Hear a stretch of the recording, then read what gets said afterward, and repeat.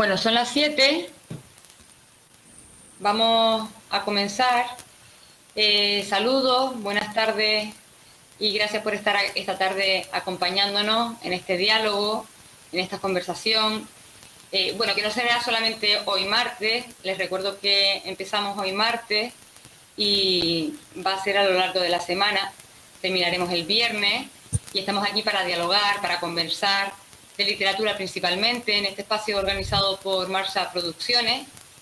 Marsa Producciones es una asesoría y gestora cultural, una productora alternativa que desde la transversalidad busca visibilizar y proyectar acciones que hablen fuera de los convencionalismos y también que muestren realidades diversas desde diferentes temas como el feminismo, la disidencia de género, la conciencia ecológica. También queremos agradecer a Marsa Producciones la celebración de este tipo de eventos, ¿no?, culturales que son necesarios, y también agradecer la colaboración de Canarias Culturas en Red y el Ayuntamiento de La Orotava, la Concejalía de Bienestar Social e Igualdad, que colaboran también en la organización y en la realización de este evento.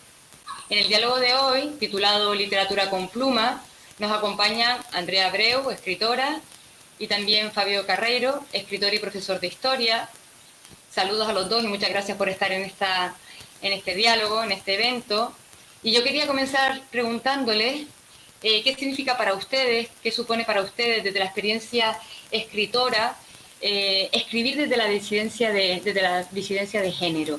Si ha hecho falta construir o deconstruir o no una identidad anulada o invisibilizada por el heterocentrismo, por ejemplo. No sé, Andrea, si quieres puedes empezar tú. Hola, buenas tardes. Hola a todas las personas que se están incorporando. Gracias, Blanca. Hola, Fabio. Gracias a Marcha Producciones por habernos invitado. Me parece muy importante dialogar estos asuntos. No sé si se me escucha bien. Sí, ¿no? Es que ahora como se quitaron los micrófonos me siento un poco como sola en el espacio, en la luna.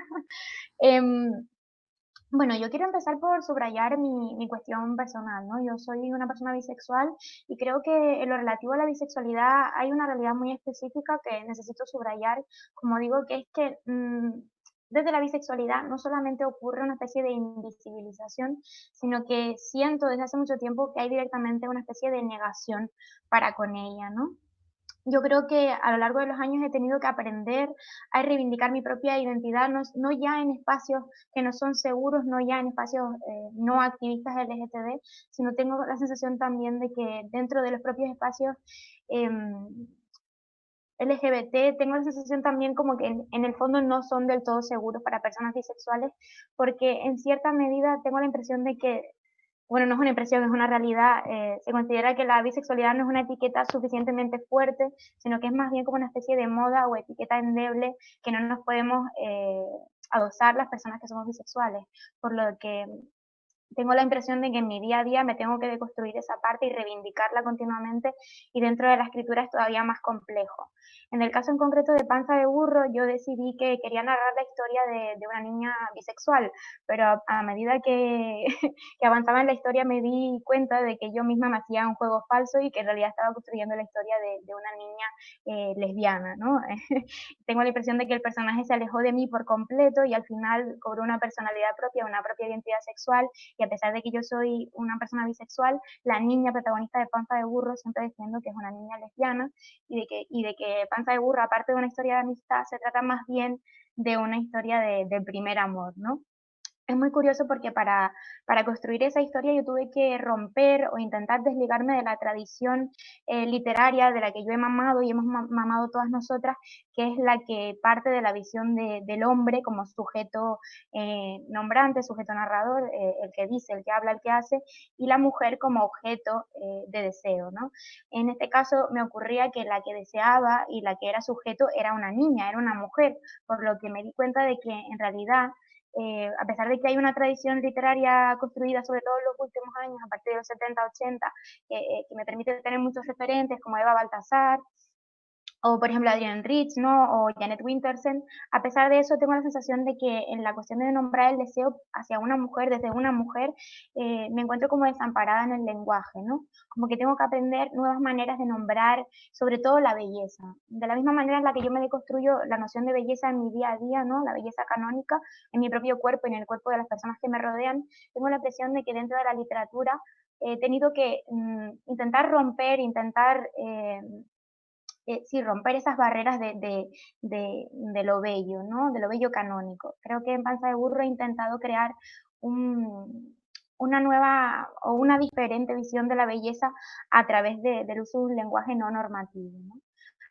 Aparte de eso, pienso que una cuestión muy importante en esa construcción de una belleza desde los márgenes o alternativa es la utilización de la mirada, ¿no? Como cuestión política. ¿Dónde colocamos la mirada? Yo creo que he intentado en Panza de Burro colocarla en los bordes, en lo marginal, en lo que por lo general no se considera hermoso o bello. Y pongo un ejemplo muy concreto que hay dentro del libro, que es, por ejemplo, cuando la protagonista se da cuenta de que está sintiendo un deseo romántico por su mejor amiga Isora cuando se fija en la mugre que le sale en las uñas, ¿no?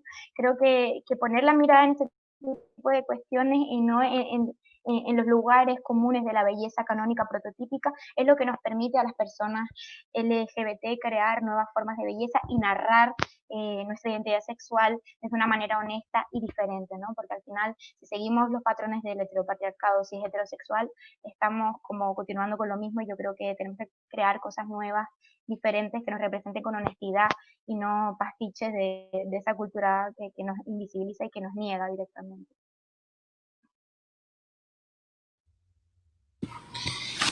Bueno, qué interesante escuchar a Andrea todo el rato. La verdad es que me gustaría también a mí hablar del ejemplo de su libro, porque no he tenido la posibilidad aún de hablar con ella de mi lectura, ¿no? De Panza de Burro, y me ha encantado y quería comentarlo también aquí un poco. Pero bueno, en primer lugar, yo también quería agradecer a Marcia Producciones todo el trabajo que han hecho para organizar esto. A Blanca, por supuesto, que sé que se lo ha currado también, y también a toda la gente que está esta tarde aquí un rato escuchándonos, ¿no? Aunque, bueno, más que nada, reflexionar en este sentido para mí es un poco complicado, porque yo creo que cuando yo he escrito no he abordado estos temas, no porque no me preocuparan tanto como a lo mejor al escribir, como sí me han interesado como lector, pero tal vez no me he atrevido a pensar en serio sobre esos asuntos, porque realmente es algo que es verdad que no he tenido yo el tiempo suficiente, creo, para poder abordarlos de la forma que me hubiera gustado. Quiero decir, con menos simplicidades. En ese sentido, por eso me ha gustado mucho también Panza de Burro, porque yo creo que en realidad crea o es partícipe, ¿no?, de crear una nueva tradición, y a mí eso me parece como muy emocionante. No sé si estarán de acuerdo conmigo en eso, pero y lo veo como un hito de alguna manera, como algo inaugural que seguramente dará lugar a otras obras o a otras creaciones de otras personas en nuestro entorno con características en ese sentido, que yo creo que va a ser muy interesante, ¿no? Y yo creo que eso es siempre muy bienvenido. No sé. Perdón si no me he expresado bien. Sí, si te has Oigo como, expresado bien. oigo si como te- un zumbido también de todas formas, no sé por qué. ¿Me escuchas, Fabio? Sí, sí. Vale, sí, no, si te has expresado bien.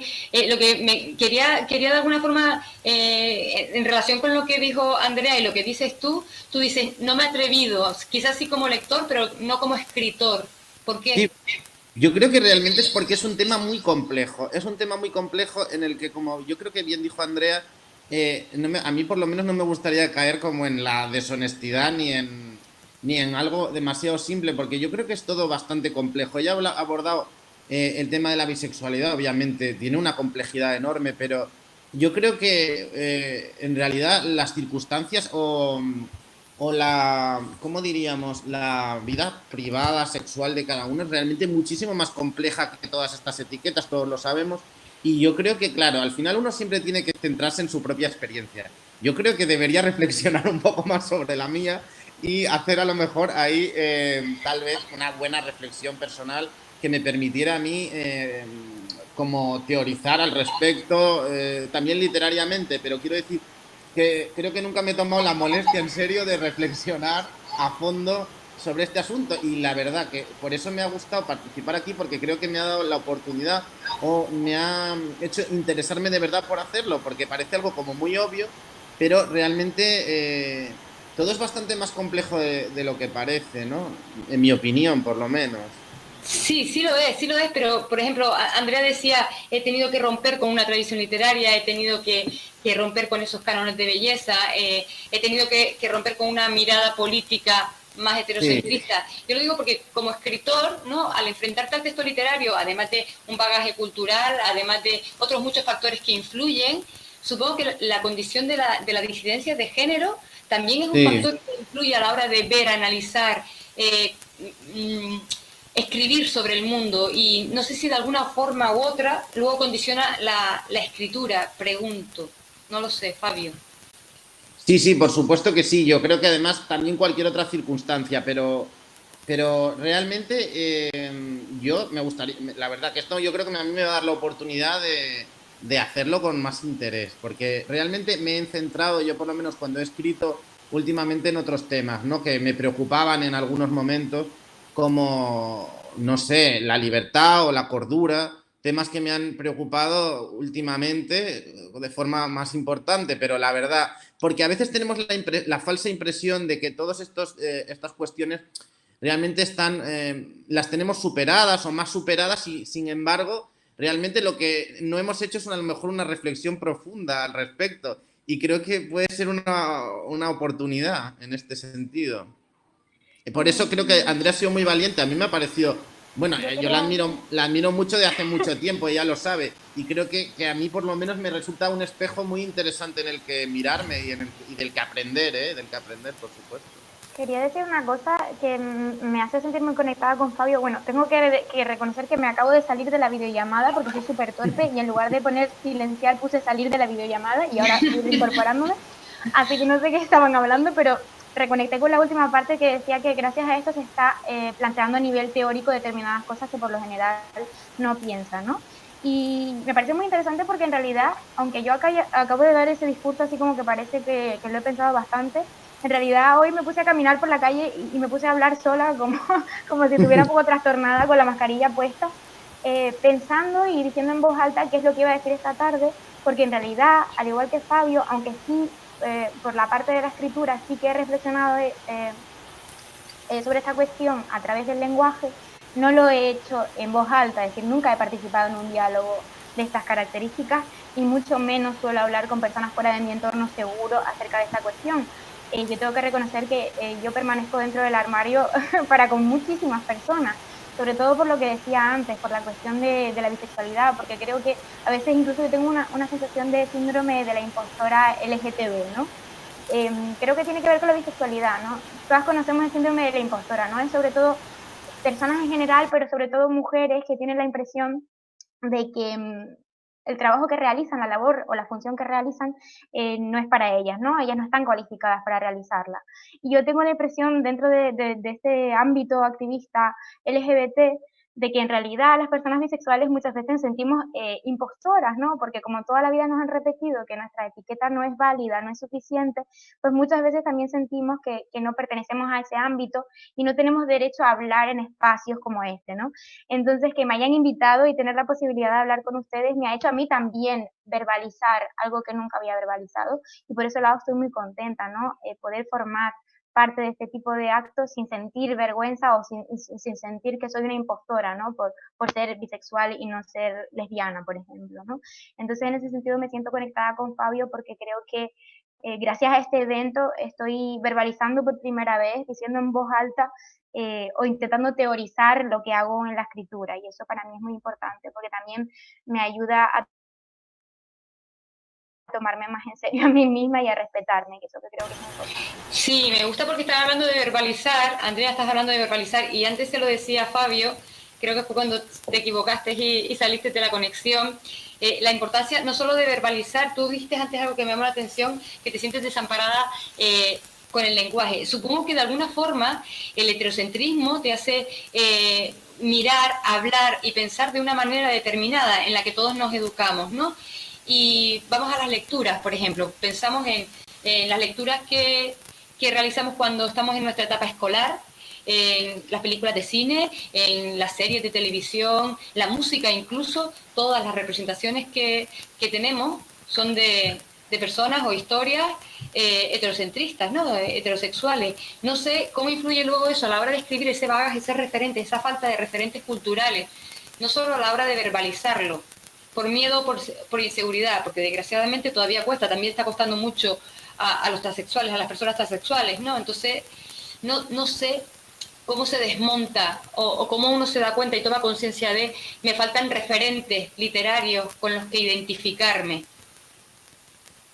Yo creo que en mi caso particular he tenido mucha suerte porque llegué a la lectura bastante tarde y dio la casualidad que llegué junto con el feminismo, ¿no? Yo empecé a ser activista en grupos feministas y ahí fue cuando descubrí la lectura, por lo que ese sesgo tan fuerte de género que favorece normalmente la visión heterocentrista de los hombres, pues como que no lo tuve al principio, por lo que tuve acceso, ya digo, a autoras como por ejemplo Eva Baltasar, Adrienne Rich, Janet Winterson o ahora últimamente Camila Sosa o Elizabeth Duval, ¿no?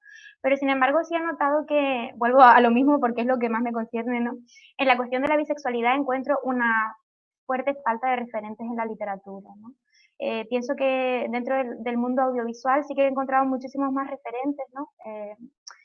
Encuentro muchísimas más cantantes o cantantes que cuentan públicamente que son bisexuales o encuentro series que tratan ese asunto, como por ejemplo una serie que se llama The Bisexual, que está en Filmin y que me encanta, pero dentro de la literatura me gustaría que alguien me recomendase si conociese, porque no he encontrado historias escritas desde la bisexualidad.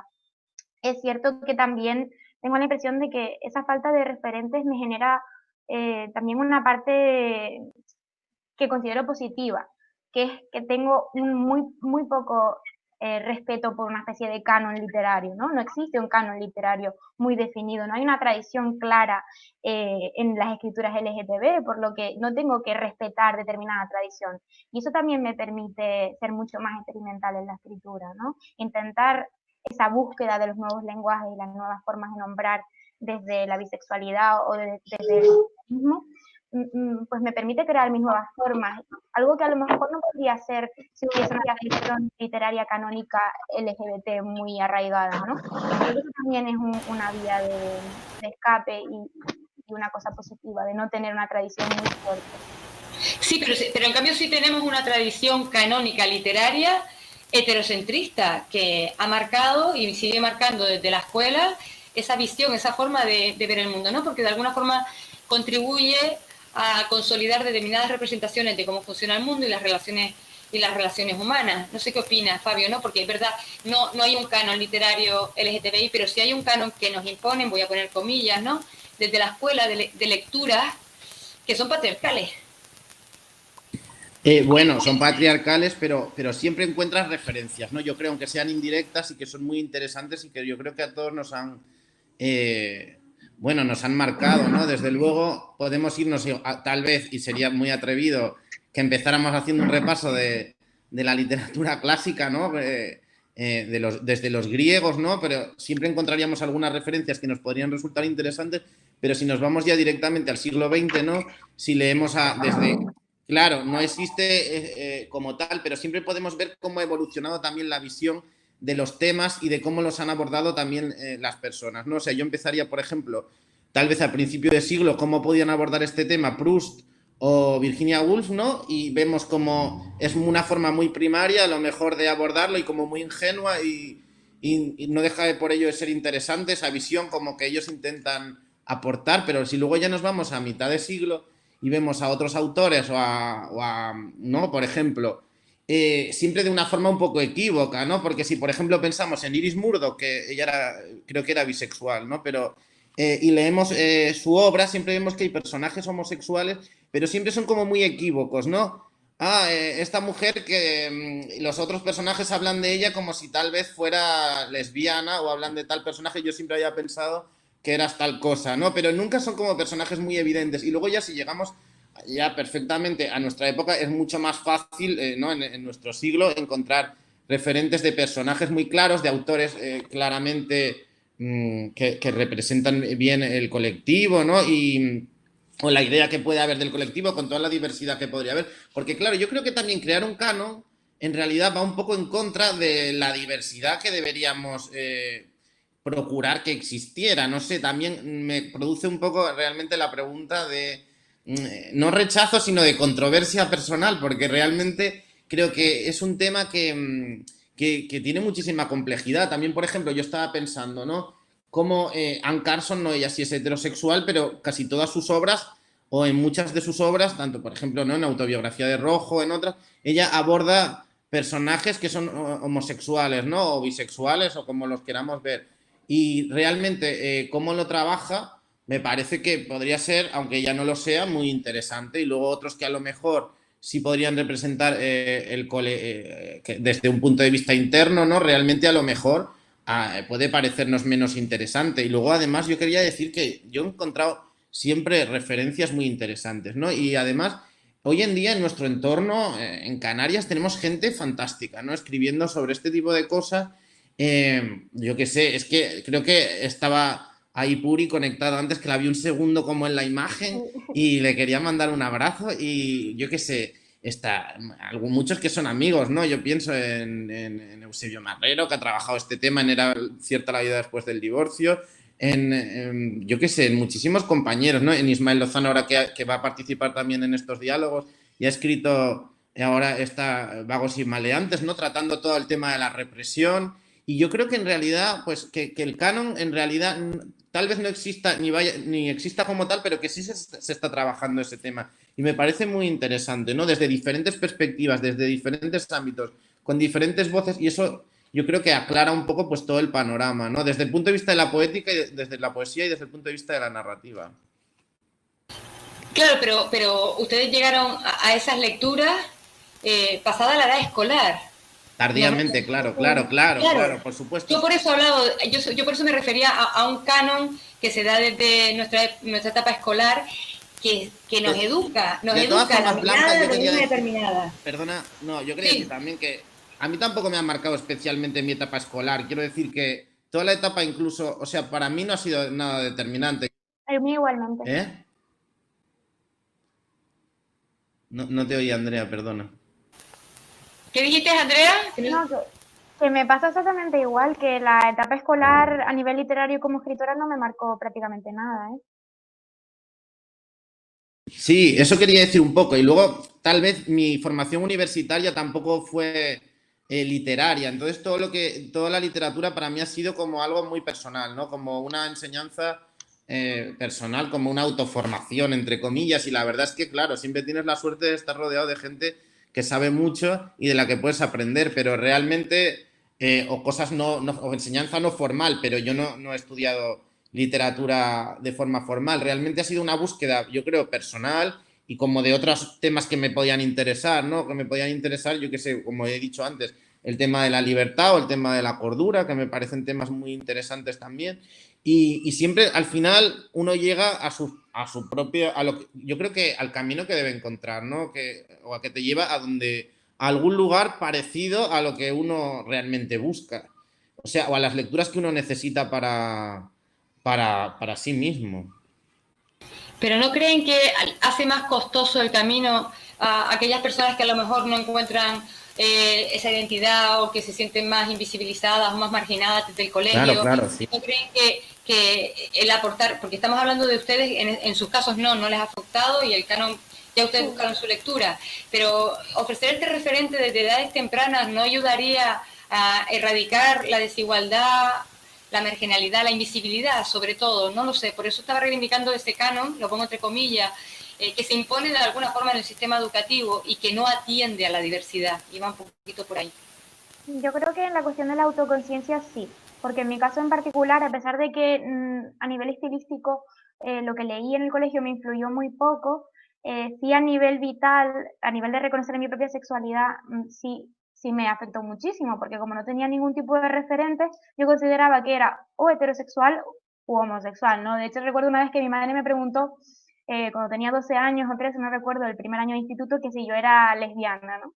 Entonces me agobié muchísimo porque pensé, jo, es que siento que tengo algo que ver con el mundo LGBT, pero no soy lesbiana, también me gustan los chicos. Entonces ahí yo asumí por descarte que era heterosexual, porque es la norma, es lo normal, pero pienso que si en ese momento hubiese leído alguna cosa relacionada o hubiese escuchado una canción o visto una película en la que había una persona reconocida abiertamente como bisexual, tal vez yo me hubiese planteado que había una identidad para mí, ¿no? Entonces sí creo que cuando escribimos desde las identidades y las reflejamos claramente, sin ambigüedades, estamos ayudando, a pesar de que ese no sea nuestro papel, ¿no? Nosotros no somos educadores, ¿no? Pero sí que hay una visión política en nuestra forma de escribir y eso ayuda a muchísima gente a sentirse reconocida. Yo creo que la representación es fundamental. Siempre se dice lo de que lo que no se nombra no existe. Y yo creo que ese elemento es primordial en este sentido, ¿no? Si yo no me siento nombrada, no me siento representada o reconocida en las producciones culturales, muy difícilmente voy a saber quién soy, ¿no? O voy a comprender de alguna manera por dónde quiero ir, ¿no? Hay que crearse una propia genealogía, que es lo que hemos hecho al final, Fabio y yo probablemente, ¿no? Hemos ido por nuestra propia senda. Yo también quiero huir de los cánones porque al final creo que eso encorseta muchísimo. Y creo que es positivo que no haya un canon, pero sí creo que estamos en el esfuerzo de crear genealogías propias, buscar referentes y al final como que entre nosotras, sobre todo en redes sociales, tengo esa sensación con la gente de mi generación, como de que tenemos la capacidad de compartir todos esos referentes, ¿no? Desde el respeto y desde el cariño y creo que tenemos la suerte de tener acceso a esos referentes que yo en mi adolescencia no tenía, ¿no? Y pienso que a lo mejor las generaciones que vienen ahora lo tienen un poquitito más fácil para acceder a todas esas referencias, tanto audiovisuales como literarias. Claro, yo me refería a esa ausencia de referentes que existe, ¿no? En la etapa educativa, por eso hablaba del canon, lo ponía entre comillas, porque sí hay un canon y nos imponen un canon, y un canon heterocentrista. Entonces, por eso les preguntaba de alguna forma cómo influye en la construcción personal, individual, lectora, escritora, experiencial, ¿no? La ausencia, la carencia de referentes literarios a edades tempranas. Yo iba por ahí un poco, ¿no? Que luego los descubren, porque luego ustedes los descubres y sí, pero los has tenido que ir descubriendo tú por una voluntad. Y aunque Andrea dice, no somos educadores, pero sí es verdad que al escribir estás proponiendo una visión política determinada. No sé qué opinas, Fabio. Sí, no, lo que yo quería decir es que yo soy 10 años mayor que Andrea, entonces en mi generación, por decirlo de alguna manera, o sea, los referentes todavía eran mucho menores. O sea, yo creo que ahora realmente no digo que esté ni muchísimo menos todo resuelto, para nada, claro que no.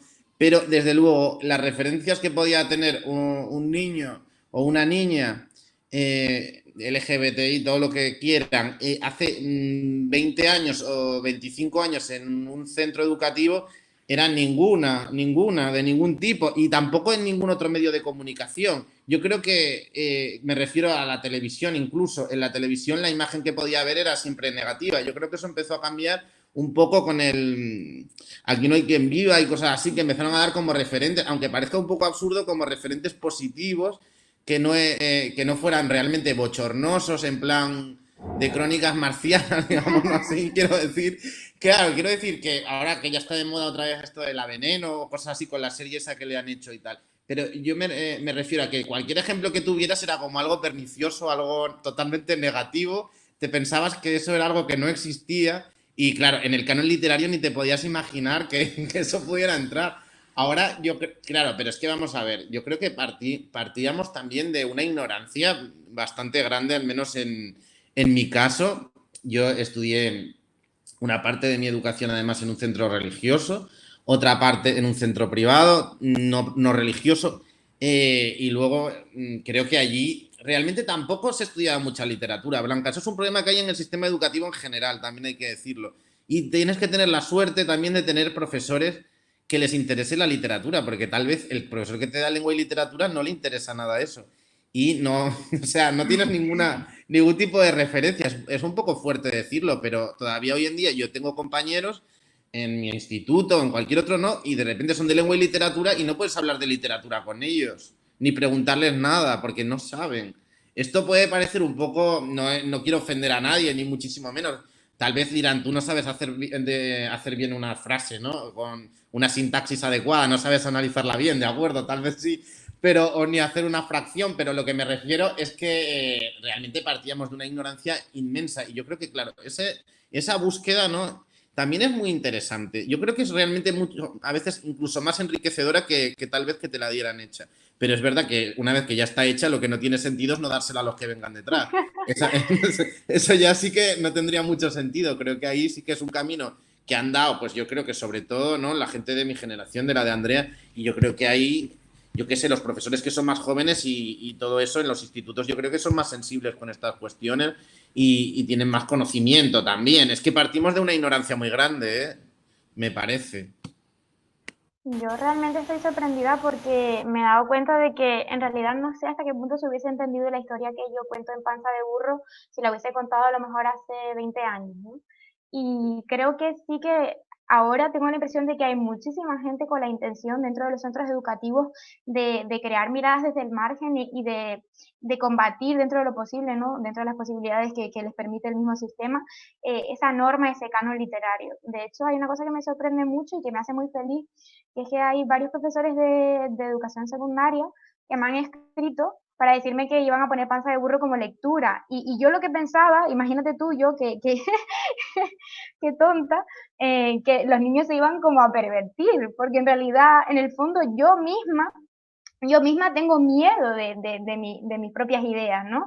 Es como que fíjate si tengo interiorizada esa educación centrada en lo heterosexual, que yo misma pienso que hay un pequeño elemento de nocivo, de turbio, de extraño en escribir sobre la sexualidad en la infancia, a pesar de que continuamente estoy defendiendo ese tipo de narraciones que reivindican la existencia de la sexualidad y de las identidades sexuales en la infancia, ¿no? A pesar de eso, yo misma tengo interiorizadas todas esas actitudes y todos esos comentarios que he escuchado a lo largo de mi vida, ¿no? Eso no puede salir de una, a pesar de que continuamente esté luchando contra ello. Sí, porque acabas de decir, hacer un comentario que delata mucho de lo que estamos hablando, ¿no? Pervertir.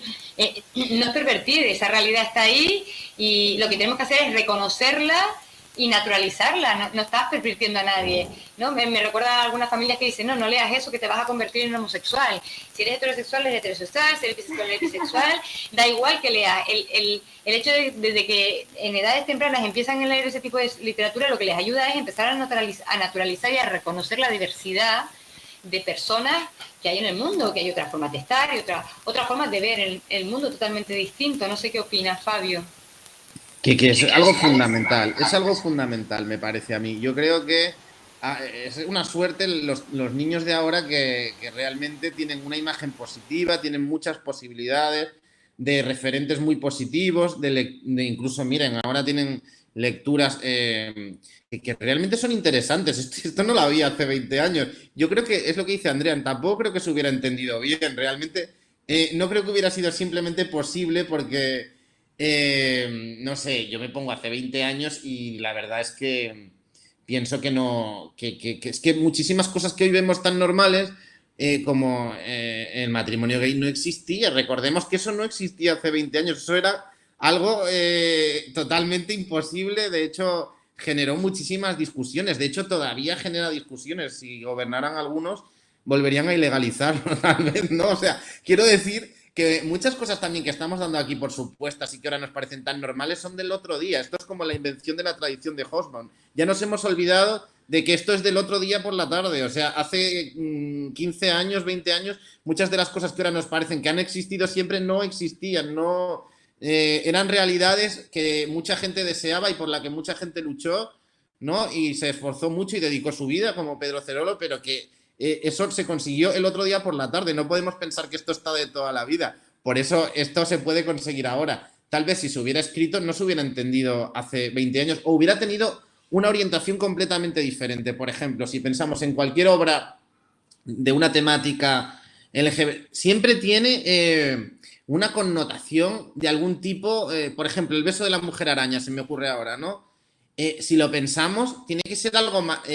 También habla del margen, ¿no? Porque en la cárcel, bueno, transexual, no sé qué, como lo queramos ver, es un tema como se está tratando. Esto hoy en día seguramente se trataría con muchísima más dignidad. A pesar del humor y del respeto y de todo esto que pone Manuel Puig en la obra, yo creo que hoy se trataría de otra manera diferente. Hoy cualquier obra de hace 40 o 50 años que retrate algún aspecto de los que estamos hablando aquí, yo creo que se trataría de una manera muchísimo más cercana, muchísimo más optimista y muchísimo menos como si fuera algo marginal, sucio, pervertido, como han dicho ustedes, y lo aceptaríamos con muchísima más naturalidad. Pero es que hemos hecho un avance en 20 años que todavía no nos damos cuenta de lo importantísimo que ha sido esto. Y también quiero recalcar que todo lo que hemos conseguido como sociedad, eso no está para siempre. Esos derechos no están ahí escritos en ninguna piedra que ha caído del cielo. Eso hay que seguir defendiéndolo y luchándolo porque estamos viendo muchas regresiones. Muchas regresiones. Estamos viendo a esta gente de Vox por la calle libremente defendiendo ideas contra la democracia, contra los derechos humanos. Estamos viendo que agreden a la gente que se atreve a decirles, oye, ¿qué haces aquí? O sea, esto en La Laguna, estamos viendo esto en La Laguna. El otro día en mi casa, aquí en Arrecife, pasaba una manifestación de indeseables por delante de la avenida marítima de Arrecife, en pleno centro, con sus coches diciendo fuera, abajo los inmigrantes y abajo todo lo que nos podamos parecer medio normal a todo el mundo. Y esta gente, pues nada, que tenemos que gozárnosla todos los días. Estas regresiones que estamos viviendo, cosas que hace 5 años no nos imaginábamos, no podemos permitirlas, no podemos permitirlas. Y yo creo que en este sentido, pues sí, la literatura a mí por lo menos me ha hecho reflexionar y creo que a lo mejor hay que tirar también por ahí y escribir algo en este sentido, porque yo de verdad nunca me había preocupado, porque creo que también porque hemos interiorizado que todo esto estaba ganado y que ya todo esto estaba resuelto o muchas cosas estaban resueltas y no están resueltas. Parece ser que no, y que mucha gente las pone en cuestión, pero de forma muy tajante. No sé qué piensan ustedes de esto, pero a mí me preocupa mucho, ¿eh? Yo creo que no están tan resueltas como creemos, creo. Y por eso dije al principio que organizar este tipo de eventos, visibilizar y hablar como están hablando ustedes, creo que ayuda, porque realmente a veces tengo la sensación de que damos por sentado realidades y que están asumidas determinada diversidad que creo que no está asumida. Y acabo de poner un par de ejemplos. No sé qué opinas tú, Andrea. Yo creo que es importante escribir desde las identidades. A pesar de que antes dije que no tenemos la función de educadora, sí que es importante reconocer que todas las personas tenemos una visión política que de una manera u otra se ve plasmada en la escritura y una elige dónde poner la mirada. Y yo creo que es importante ahora mismo poner la mirada en el lugar en el que necesitamos ponerla. Y en mi caso es en la cuestión de las identidades. La teoría feminista o el activismo feminista me ha hecho replantearme pues el concepto de centralidad norma en general, ¿no? Y por eso dentro de lo que yo escribo intento tratar la cuestión de la clase social, pues de la relación hombre-mujer. Ese tipo de cosas me las ha dado el feminismo y también me ha dado la cuestión de plantearme por qué yo no escribía sobre desde la identidad sexual y sobre la identidad sexual, ¿no? Entonces ahí realmente me di cuenta de que si no lo estaba haciendo era porque generalmente eso no estaba normalizado dentro de la escritura. Y cuando me planteé escribir sobre eso me di cuenta de que me faltaban herramientas para narrar lo que yo quería narrar, que tuve como que inventar un lenguaje propio, que es lo que supongo que le pasa a muchísima gente que escribe desde la identidad, eh, inventar un lenguaje mío que no tenía, que no había bebido de otro sitio. Y por eso creo que es importante experimentar en el lenguaje, sí, pero también experimentar con la mirada, con la posición de la mirada, ¿no? Es como un poco una cuestión Laura Mulvey en el cine, ¿no? Que a pesar de que eso ya sea muy diferente, es como esa idea de la mirada. ¿Dónde la colocamos? ¿Dónde la ponemos? ¿Quién es el sujeto que mira? Yo creo que dentro de la literatura es importante, de la misma manera que miran las mujeres en los últimos años, ¿no? Esa reivindicación de las escritoras, leo autoras, ¿no? Del Día de las Escritoras, pero también desde la identidad sexual, no solamente la mujer, sino qué mujer es la que mira. Las mujeres trans están teniendo muchísima importancia ahora en la escritura y eso creo que hasta hace nada no era una realidad, ¿no? Siempre me remito a Elizabeth Duval, que es una compañera de generación, que creo que tiene muchísimo talento y hasta hace nada no estaba nada normalizado que las personas trans participaran de la escritura. Yo creo que eso es importante, ¿no? ¿Quiénes son los sujetos que enuncian, quiénes dicen, de quién es la voz? Eso es muy importante, porque si la voz siempre pertenece a la misma persona, hay realidades que van a quedar completamente invisibilizadas para siempre y eso va a hacer, a su vez, que las personas que viven esas realidades nunca las nombren. Es como una especie de círculo vicioso, ¿no? De pescadilla que se muerde la cola. Entonces creo que sí que es importante mirar políticamente a través de la escritura. Sí, Andrea, me adelantaste a la cuestión que iba a nombrar ahora, que era qué crean ustedes que había aportado los estudios de género, ¿no? El feminismo, el movimiento queer, el LGTBI, la diversidad en general, ¿qué ha aportado desde la escritura, desde la consecución de visibilizar, ¿no? Y empezar a naturalizar estas identidades alternativas? ¿Qué creen ustedes que ha aportado? No sé si, o la importancia que creen que tienen los estudios de género. Bueno, yo ya acabo de responder, le dejo el paso. Fabio, ¿tú qué opinas, Fabio? No, yo sí creo que han aportado mucho, ¿eh? Realmente, todo, por ejemplo, los ejemplos que dije antes yo creo que son bastante válidos, ¿no? Si, por ejemplo, pensáramos cómo Iris Murdoch trata la relación de dos mujeres en Mujeres y Soldados, como una un poco equívoca y cómo narra el deseo posible de una sobre otra, hoy en día nos parecería inaceptable. Tal vez incluso a ella misma no podría narrarlo de esa manera sin que pareciera como algo prohibido, digamos, inaceptable, no sé. Lo mismo con Manuel Puig. Yo creo que en realidad todos estos han contribuido primero a que muchas personas que a lo mejor no éramos próximos o no teníamos el conocimiento, simplemente nos hayamos acercado a ver las cosas de otra manera, hayamos adecuado, como ha dicho bien Andrea, yo creo que nuestra mirada y nuestro interés también, no solo como escritores, sino también como lectores, ¿no? Que eso es lo más importante en realidad en ese camino, y yo creo que han hecho muchísimo, ¿no? No sé. No sé si quieren que diga algún ejemplo o algo. ¿Qué puedo decir? No, vas bien, vas bien. Yo, para terminar, quería hacerles llegar algunos comentarios de participantes, de personas que han escrito algo, se los voy a leer.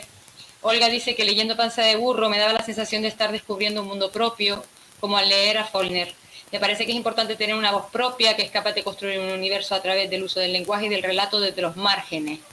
Y dice que felicidades, que le ha gustado mucho la novela, Andrea. Muchísimas gracias. Y luego Melanie dice, mi nombre es Melanie, quisiera preguntarle a Fabio y a Andrea qué opinan sobre etiqueta LGTBIQ, queer, perdón, cuando una obra o un autor o artista en general se le vende como historia LGTB o artista LGTB, más allá de la importancia de la visibilización del colectivo. ¿Creéis, como yo, que llegaremos a una verdadera igualdad cuando no sea necesario señalar este tipo de etiquetas? Yo en concreto me molesta muchísimo porque lo relaciono también con cuando se nos nombra como escritoras feministas o escritura de mujeres. Tengo la impresión de que es una excusa para los lectores asiduos a la heteronormatividad, eh, para no leer ese tipo de libros, ¿no? Tengo la impresión de que al final se convierten en libros que solo pertenecen a un pequeño nicho de personas. Y yo al final creo que todas las historias son universales independientemente del lugar desde el que estén contadas, ¿no?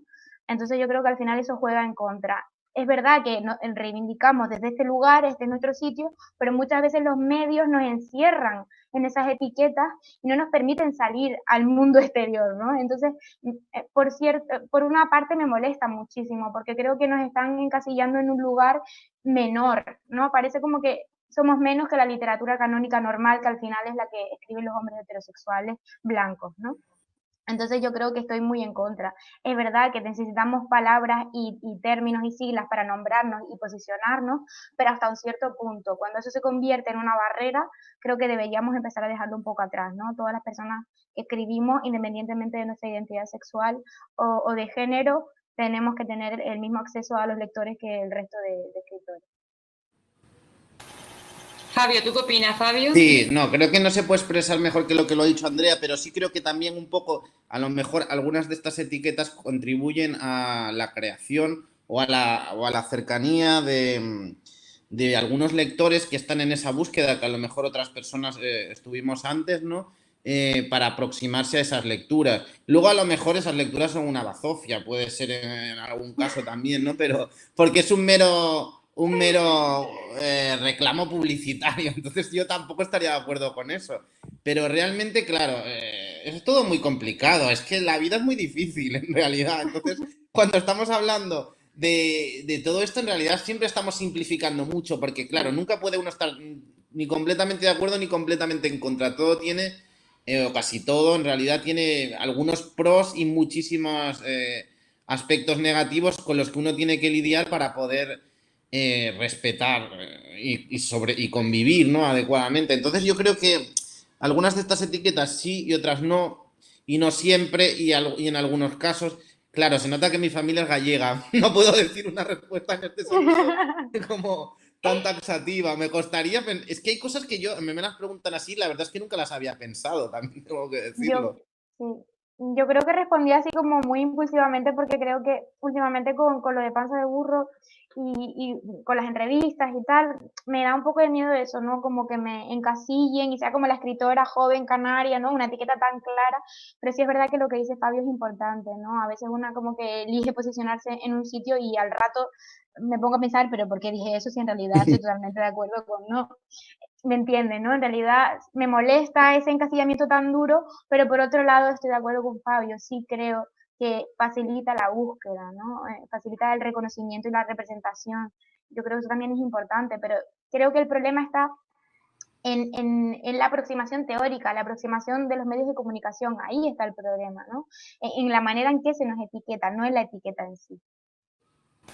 Sí, porque es verdad que de alguna forma contribuye a la visibilización, que es al fin y al cabo de lo que se trata, ¿no? Pero Blanca, pero a veces visibilizar, claro, ¿qué estamos visibilizando a veces? Porque claro, esto es un debate que yo he visto en las redes últimamente, por ejemplo, con la serie esta de La Veneno, por ejemplo, por poner un ejemplo, ¿no? Y yo creo que muchas veces se ha criticado un poco porque se ve como, por algunas personas, ¿no? Como que es un personaje que realmente ofrece una imagen posiblemente no muy positiva de las personas trans. Pero luego algunas personas trans critican que otras personas que no seamos trans a lo mejor, y con toda la lógica, ¿no? Digan que, ¿por qué opinamos? Yo no he opinado, pero quiero decir, ¿por qué opinan otras personas que eso es negativo? Y entonces yo creo que en realidad, claro, cuando estamos ofreciendo esas etiquetas tenemos que ver a qué estamos etiquetando ahí, porque claro, si lo que hablábamos es de educar a los niños, por ejemplo, antes, yo creo que ahí sí hay que ser un poco escrupulosos y un poco respetuosos, no censores para nada, pero sí ofrecer cosas que realmente tengan sentido, ¿no? Que ofrezcan algo, no porque simplemente hablen de ese tema sin ningún tipo de calidad ni sin ningún tipo de fundamento. Y luego sí, claro, si hablamos de una búsqueda personal, pues es que a lo mejor lo que para mí es una auténtica joya, para otra persona es una bazofia. Eso puede ser, porque para mí determinado aspecto pues me interesaba ahí, pero yo creo que en realidad tenemos como que, no sé, perdonen que insista, yo es que siempre pienso, tengo que pensar más todo lo que digo porque creo que como que nunca lo tengo del todo claro, en realidad. Pero el hecho de reflexionar, aunque sea en voz alta, yo creo En que voz siempre alta. ayuda, es Sí, sí, importante, claro. sí. Pues Andrea, Fabio, quería darle las gracias Ah, qué por, bien. por haber hablado, por haber estado aquí esta tarde en este diálogo. Espero que se hayan sentido a gusto, espero que les haya ayudado por lo menos a pensar, a reflexionar sobre el tema, y a las personas que nos han estado acompañando. No sé si quieren decir algo para terminar. Bueno, yo quería agradecer a todas las personas que nos están escuchando y que me perdonen por haberme salido porque soy un poco torpe. Y gracias a ustedes por acompañarme hoy, de verdad. Fabio, Nada, quería... nada, que muchas gracias por invitarme y que ha sido un placer hablar contigo, Blanca, y con Andrea, que me alegro mucho de verla y de su éxito, que hacía mucho que no la veía, y de verla, bueno, pues tan guapa y tan exitosa como siempre. Nada, que espero verla pronto y que venga a Recife a presentarnos el libro también, simplemente esa invitación. Pues muchas gracias por estar aquí, a todos los que nos han acompañado. Les invito y les recuerdo que mañana por la tarde tenemos otro diálogo y esperamos contar con todos ustedes. Muchas gracias y hasta otra ocasión.